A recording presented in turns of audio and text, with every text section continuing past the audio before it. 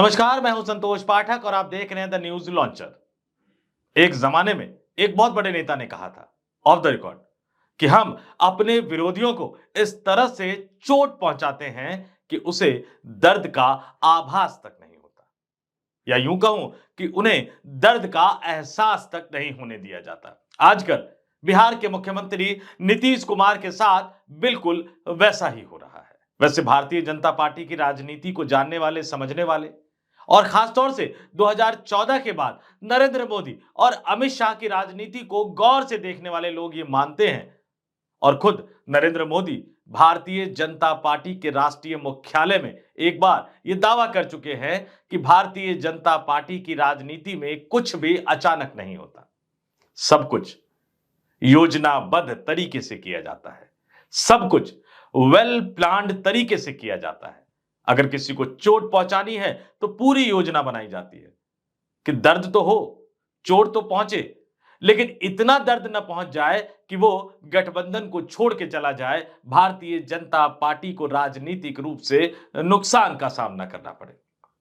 इसलिए एक जमाने में उद्धव ठाकरे को तब तक एनडीए गठबंधन में बनाए रखने की कोशिश की जाती रही जब तक भारतीय जनता पार्टी के साथ यह संभव होता हुआ नजर आया, या यूं कहूं कि जब तक भारतीय जनता पार्टी को यह लगा कि उन्हें अपने साथ बनाए रखने में फायदा है, अपने साथ बनाए रखना पड़ा। और उसके बाद उन्हीं की पार्टी को तोड़कर एकनाथ शिंदे के नेतृत्व में विधायकों को लाया गया, सरकार बनाई गई और उसमें एकनाथ शिंदे को मुख्यमंत्री बनाया गया, क्योंकि उस समय एकनाथ शिंदे की जरूरत भारतीय जनता पार्टी को थी।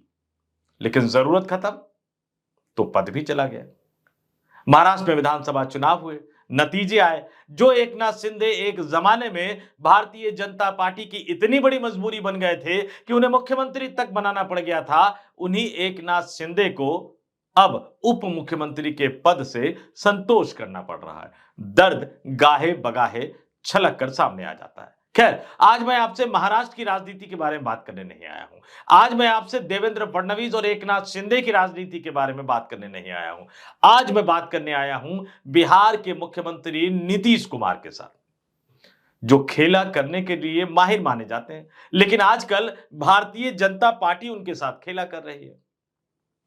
एक दिन देश के प्रधानमंत्री नरेंद्र मोदी जाते हैं बिहार के दौरे पर और उन्हें गहरा दर्द पहुंचा के आ जाते हैं, मतलब झटका देके आ जाते हैं राजनीतिक रूप से अगर मैं कहूं तो। और फिर अगले दिन भारतीय जनता पार्टी के एक और दिग्गज नेता पहुंच जाते हैं ये देखने के लिए कि जो दर्द पहुंचाया गया है, जो प्रधानमंत्री नरेंद्र मोदी राजनीतिक झटका देके गए हैं बिहार के मुख्यमंत्री नीतीश कुमार को, उसका असर कितना गहरा है। कहीं नीतीश कुमार बिदक तो नहीं जाएंगे कि एनडीए गठबंधन छोड़ने के बारे में सोचने लग जाएंगे। और मैंने कहा ना, भारतीय जनता पार्टी की राजनीति में कुछ भी अचानक से नहीं होता है। लेकिन इस बीच नीतीश कुमार ने अपना सबसे बड़ा दांव खेल दिया, इमोशनल कार्ड खेल दिया, और उसके बाद भारतीय जनता पार्टी की राजनीति में हड़कंप मच गया। भाजपा में घबराहट हो गई, क्योंकि इमोशनल कार्ड खेलने वाला नेता ये अच्छी तरह से जानता है कि अगर बिहार की जनता में उनका ये इमोशनल कार्ड चल गया तो फिर न लालू यादव टिकेंगे, न तेजस्वी यादव टिकेंगे, न नरेंद्र मोदी टिकेंगे, न अमित शाह टिकेंगे। हर तरफ नीतीश कुमार ही नजर आएंगे। तो उन्होंने अपने बेटे निशांत कुमार को आगे कर दिया। भाजपा घबरा गई, पटना के दौरे पर गए भारतीय जनता पार्टी के राष्ट्रीय अध्यक्ष, जो कि मोदी सरकार में स्वास्थ्य मंत्री भी है, जेपी नड्डा साहब, वो भागे भागे। पूरी कोशिश की उन्होंने कि नीतीश कुमार से मुलाकात हो जाए। मुलाकात भी हुई। क्या बात हुई, क्या कुछ निकलकर सामने आया, बिहार की राजनीति में आगे क्या होने वाला है, ये तमाम चीजें इस स्टोरी में मैं आपको एक एक करके बताऊंगा। लेकिन शुरुआत उन तस्वीरों के साथ कर रहा हूं। इन तस्वीरों को देखिए और फिर इन तस्वीरों के पीछे की कहानी भी मैं आपको बताऊंगा। आपके स्क्रीन पर जो तस्वीरें चल रही हैं उन तस्वीरों को देखिए दोस्तों। इसमें जेपी नड्डा नजर आ रहे हैं, नीतीश कुमार नजर आ रहे हैं। कौन किसको गुलदस्ता दे रहा है यह आप खुद ही तय कर लीजिएगा। लेकिन इन तस्वीरों में भारतीय जनता पार्टी के कोटे से नीतीश कुमार की सरकार में उप मुख्यमंत्री बने सम्राट चौधरी भी नजर आ रहे हैं, विजय सिन्हा भी नजर आ रहे हैं, और नीतीश कुमार के करीबी नेता, नीतीश की सरकार में मंत्री विजय चौधरी भी नजर आ रहे हैं। महत्वपूर्ण बैठक हुई। इस महत्वपूर्ण बैठक में बिहार से जुड़े मसलों पर कई तरह की बातचीत हुई। दावा यह किया गया औपचारिक रूप से कि बिहार के विकास से जुड़े मसलों पर बातचीत हुई और इन तस्वीरों को शेयर करते हुए भारतीय जनता पार्टी के राष्ट्रीय अध्यक्ष जेपी नड्डा ने सोशल मीडिया पर क्या लिखा, किन शब्दों के साथ इन मुलाकात का कारण बताते हुए जेपी नड्डा नजर आए। आपके स्क्रीन पर जेपी नड्डा का वो ट्वीट दिखाता हूं दोस्तों, और उसमें जेपी नड्डा साहब क्या लिख रहे हैं, वो लिख रहे हैं, 2 दिवसीय बिहार प्रवास के दौरान आज पटना में मुख्यमंत्री नीतीश कुमार जी से शिष्टाचार भेंट हुई। वह प्रदेश के विकास कार्यों और जन कल्याण को लेकर विस्तृत चर्चा की। ऐसे समय में जब एनडीए गठबंधन में घमासान मचा हुआ है, ऐसे समय पर जेपी नड्डा ये दावा कर रहे हैं कि प्रदेश के विकास कार्यों और जन कल्याण को लेकर विस्तृत चर्चा की। और आगे क्या लिख रहे हैं, आदरणीय प्रधानमंत्री श्री नरेंद्र मोदी जी के मार्गदर्शन में एनडीए की सरकार बिहार में सुशासन व विकास को गति देने और आत्मनिर्भर बिहार का स्वप्न साकार करने के लिए कृत संकल्पित है। तो ये तस्वीर और ये जेपी नड्डा का पोस्ट, इनसे सारी चीजें क्लियर नहीं होगी। जेपी नड्डा का एक और पोस्ट मैं आपको दिखाता हूं और उसके बाद तस्वीर साफ होगी। उसके बाद इन तस्वीरों और इन सोशल मीडिया पर पोस्ट के पीछे की कहानी मैं आपको बताऊंगा कि कैसे नीतीश कुमार के दाव ने भारतीय जनता पार्टी में हड़कंप मचा दिया। जेपी नड्डा का अगला पोस्ट आपके स्क्रीन पर दिखा रहा हूं दोस्तों। जेपी नड्डा ने अपने इस पोस्ट में भी कई तस्वीरों को शेयर किया है और वो तस्वीर भी अपने आप में बिहार की राजनीति की कहानी बयां कर रहे हैं। लेकिन वो तस्वीर दिखाने से पहले मैं आपको बताता हूं कि जेपी नड्डा ने अपने इस पोस्ट में लिखा क्या है। जेपी नड्डा ने लिखा कि आज पटना मेडिकल कॉलेज और हॉस्पिटल के 100 वर्ष पूर्ण होने पर आदरणीय राष्ट्रपति श्रीमती द्रौपदी मुर्मू जी की गरिमामयी उपस्थिति में आयोजित शताब्दी समारोह में सम्मिलित हुआ। यानी पटना मेडिकल कॉलेज और हॉस्पिटल का सरकारी कार्यक्रम था।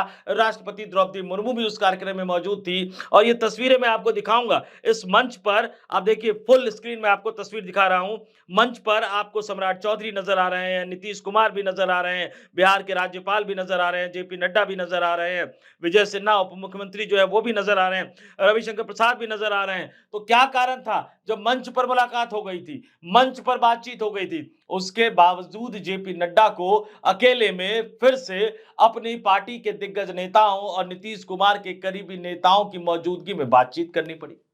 आखिर इस मुलाकात के पीछे प्रयोजन क्या था? जब प्रधानमंत्री नरेंद्र मोदी कल ही मंच से, भागलपुर के मंच से नीतीश कुमार की जबरदस्त तारीफ करते हुए उन्हें बिहार के विकास के लिए समर्पित नेता तक बता दिया था, उन्हें लाडला नेता तक बता दिया था, लेकिन इसके बावजूद अगले ही दिन भारतीय जनता पार्टी के राष्ट्रीय अध्यक्ष को अलग से नीतीश कुमार से मुलाकात करने की जरूरत क्यों पड़ गई?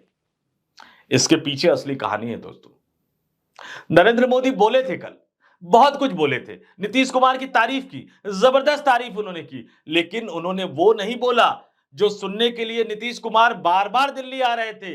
नरेंद्र मोदी बिहार की धरती पर थे, लेकिन उन्होंने वो नहीं बोला जो नीतीश कुमार सुनना चाहते थे कि बिहार में 2025 के आगामी विधानसभा चुनाव में नीतीश कुमार ही एनडीए की तरफ से मुख्यमंत्री पद के दावेदार उम्मीदवार होंगे, नीतीश कुमार ही मुख्यमंत्री पद के लिए चेहरा होंगे और 2025 में एनडीए गठबंधन की जीत के बाद फिर से नीतीश कुमार को ही बिहार का मुख्यमंत्री बनाया जाएगा।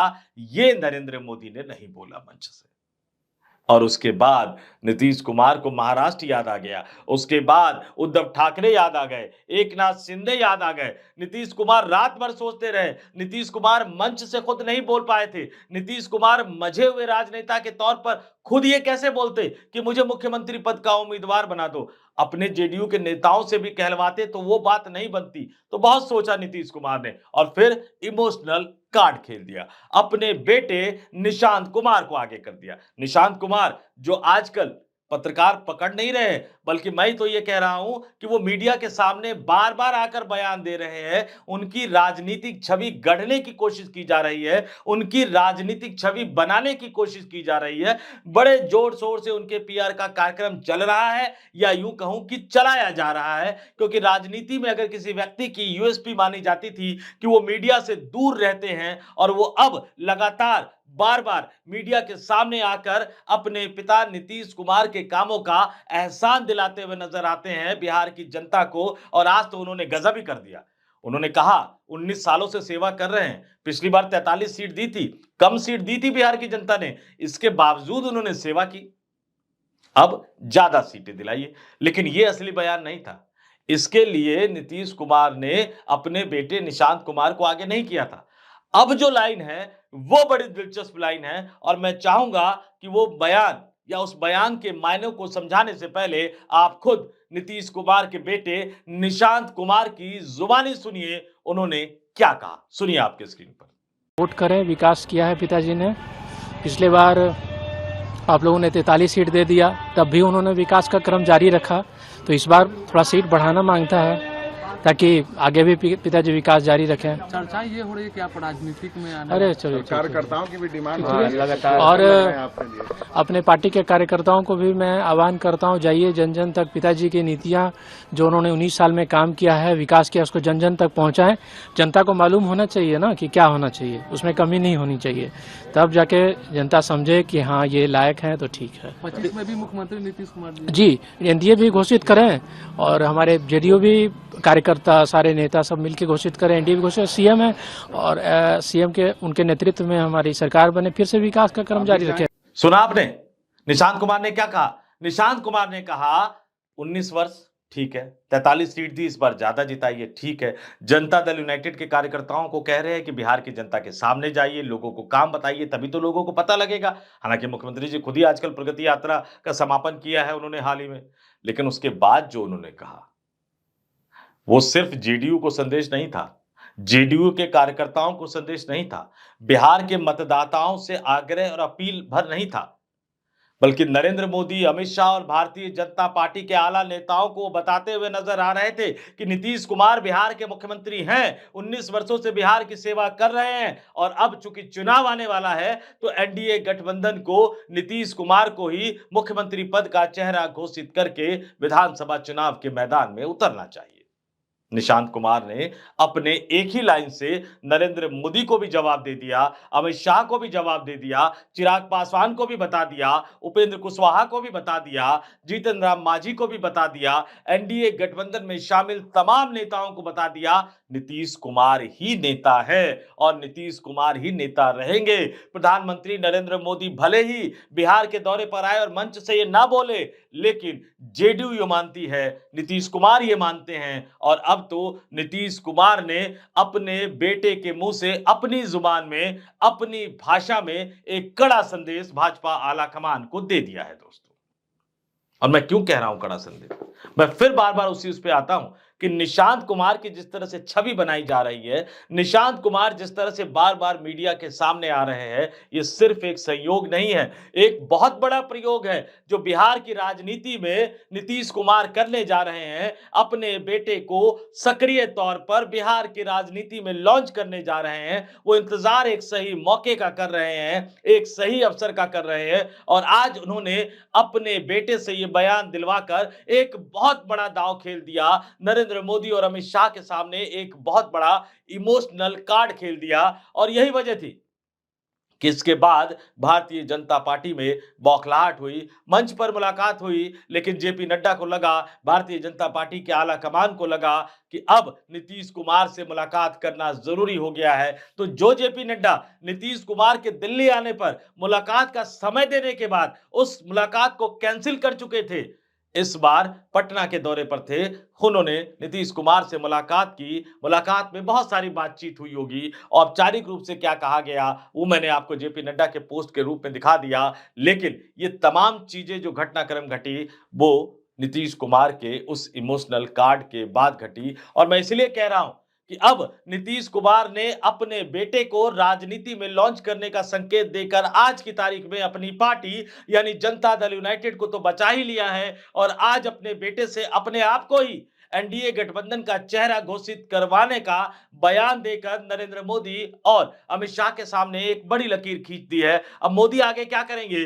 अमित शाह आगे क्या करेंगे, भारतीय जनता पार्टी आगे क्या करेगी, ये तो इनके नेताओं पर निर्भर करेगा। लेकिन नीतीश कुमार ने अपना ट्रम्प कार्ड, इमोशनल कार्ड चल दिया है और ये तय मानकर चलिए कि आने वाले दिनों में बिहार की राजनीति एक बहुत ही दिलचस्प मोड़ लेती हुई नजर आ रही है। नीतीश कुमार ये बखूबी जानते हैं कि उनकी राजनीति राजनीतिक पारी का यह अंतिम दौर है, यह सबसे महत्वपूर्ण दौर है और इस दौर में अगर नीतीश कुमार चूक गए तो उनकी राजनीतिक विरासत भी खत्म हो जाएगी, उनकी अपनी पार्टी जनता दल यूनाइटेड भी खत्म हो जाएगी। इसलिए पार्टी को बचाने के लिए उन्होंने अपने बेटे को राजनीति में लॉन्च करने की तैयारी शुरू कर दी है। निशांत कुमार भी लग रहा है, जिस तरह से वो बार-बार बयान दे रहे हैं कि वो भी मान गए हैं कि राजनीति में वो आएंगे। चुनाव लड़ेंगे या नहीं लड़ेंगे ये तो समय बताएगा, लेकिन वो राजनीति में आएंगे तो स्वाभाविक तौर पर नीतीश कुमार के उत्तराधिकारी होंगे और फिर जो भारतीय जनता पार्टी का मंसूबा जेडीयू को भारतीय जनता पार्टी में विलय करवाने का था वो किसी भी सूरत में कामयाब नहीं हो पाएगा। नीतीश कुमार ने अपना दांव चल दिया, नीतीश कुमार ने अपना ट्रम्प कार्ड चल दिया। इंतजार कीजिए भारतीय जनता पार्टी की तरफ से पलटवार का। जेपी नड्डा ने जाकर कहा ना, जो दर्द चोट को एक तरह से सहलाने की कोशिश की, जानने की कोशिश की कि आखिर नीतीश कुमार इतने दुखी क्यों हैं और उनके दुख की मात्रा क्या है। कहीं ऐसा तो नहीं कि वो एनडीए गठबंधन को छोड़ने का मंसूबा बना ले, मन बना ले। निश्चित तौर पर जेपी नड्डा अपने 2 दिवसीय बिहार दौरे को खत्म करके जब दिल्ली आएंगे और इस बैठक की रिपोर्टिंग केंद्रीय गृह मंत्री अमित शाह को करेंगे, प्रधानमंत्री नरेंद्र मोदी को बताएंगे, तो फिर भारतीय जनता पार्टी की तरफ से जवाब भी आएगा। इंतजार कीजिए तब तक भारतीय जनता पार्टी आगे क्या करने जा रही है। इस वीडियो में इतना ही। मुझे यानी संतोष पाठक को दीजिए इजाजत। आप तमाम लोग देखते रहिए द न्यूज लॉन्चर। नमस्कार।